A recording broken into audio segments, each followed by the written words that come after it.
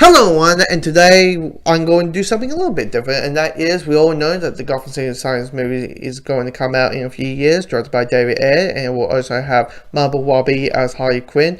And I thought maybe do something a little bit different, a little bit fun, and that is me doing quote unquote my take of a Gotham City Sirens movie, knowing the context of the DCEU and my fan fiction story that I think would be so cool to see on the big screen, with also a little bit of fan casting, who I think would be a cool version of these characters, because fan casting is a big thing in the pop culture circle, because since people started to make something based on existing material, people have ideas of who they believe would be perfect for the role and who would you think would nail a perfect X or Y. So knowing that the context of the DCU, I only got my fan casting for Poison Ivy and Catwoman, because we all know that Margot Robbie will be Harley Quinn. Full stop. End of story. That is happening, right?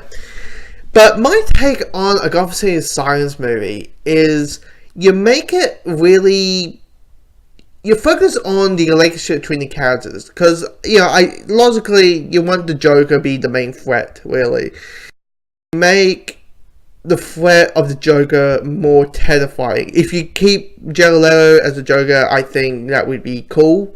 I think that would be fine. I didn't mind his Joker, but if it wasn't Jared Leto, I would pick David Tennant to be the Joker. I think he would be a very interesting choice. I think he would bring the more comic booky version of the Joker more. I think he'll bring like the Mark Hamill. Like if Mark Hamill did the Joker in live action versus voice, I think it would become like a David Tennant performance. But if I was going to do a Gotham City Sirens movie, I think what I would really do is focus on the characters, focus on the relationship between Harley Quinn, Catwoman, and Poison Ivy. Focus on the differences between them. And for me personally, you make Catwoman the veteran, the one who knows the most. Because personally, I would love to see a Catwoman who's in the same age range as Batman. Maybe a little bit younger, maybe a little bit older. Maybe she's in her 30s. And you make Poison Ivy and Catwoman the age range for me. Poison Ivy is something about age range. Poison Ivy, for me, is a character who, because she's all about nature and her willness and all that kind of stuff, she's kind of ageless character. Cast like maybe a age range between 30 to 50, and cast a very talented, beautiful actress who can nail this character down and nail this character down in a very magic way. But I think it needs to be about the three characters, because who doesn't want to see? I mean, all the greatest relationship between the three characters is the relationship between Harley Quinn and Poison Ivy. Because if you don't know, in the anime series and in the comics, after the Joker beats the living shit out of Harley, Poison Ivy is the friend that Harley Quinn goes to, and then Poison Ivy gives Harley a giant big lecture about like, why the fuck are you still with this guy? He beats you up, you're bleeding out. Why are you still with the Joker? And then Harley Quinn is like, oh, he's not that bad, Red. I mean, I know he still loves me. He's not that tough.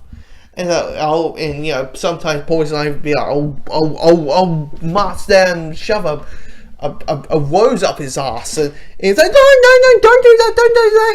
He has men out there. He knows what you want to do. He's expecting you and all that. So it's like a lot of fear and love hate, and making, I think, obviously make the Joker the antagonist, make Joker the threat of the movie, the movie, and have that story of the love ending.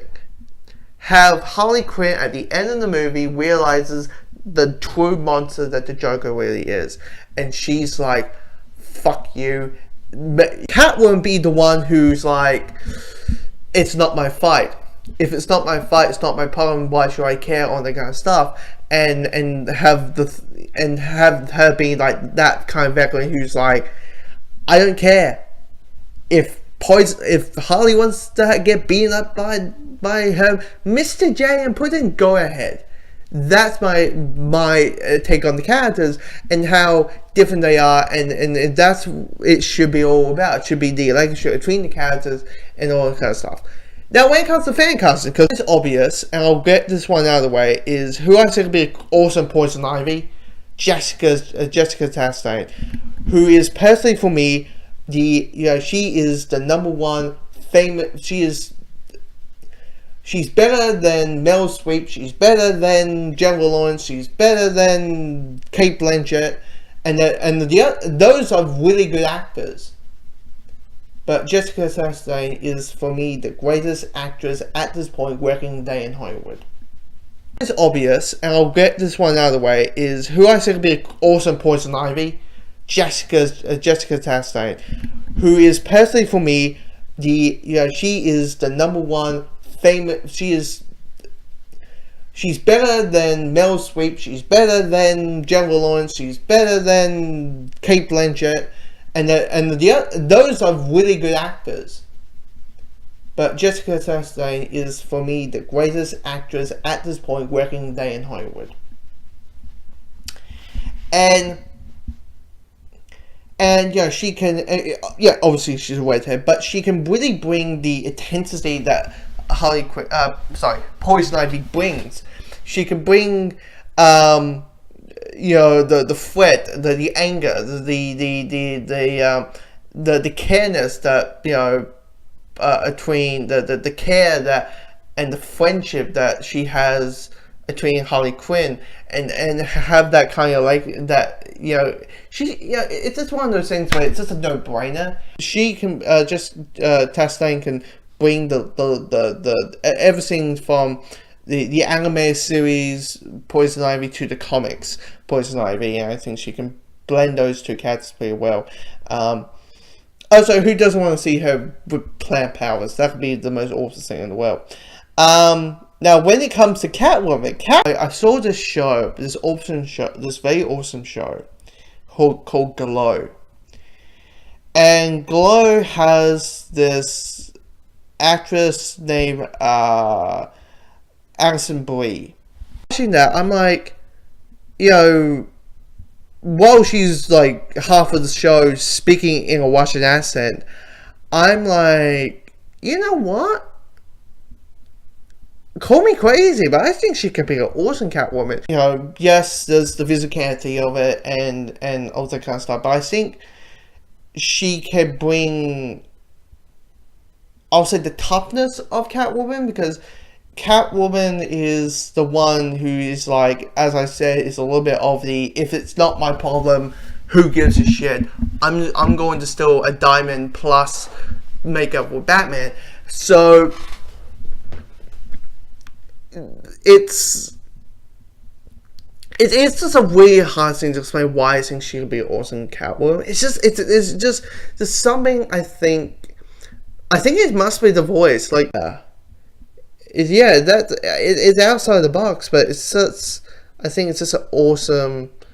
I think she would just be awesome and probably be the most comic accurate portrayal of the character. Attitude wise, probably bring a little bit of the Telltale Catwoman. I think she can bring the Telltale game Catwoman a little bit. So yeah, so those are my fan picks. What I would do with the movie. I would make the Joker the center villain. But if you disagree, if you don't like the ideas of what I have, or even the fan casting, you don't like. I'm not big. You're not a big fan of my choice for Catwoman or Poison Ivy. Send your suggestions below. Be friendly at the comments. Film is an art about opinions and stuff like that. So we all have different opinions on who we believe should play these.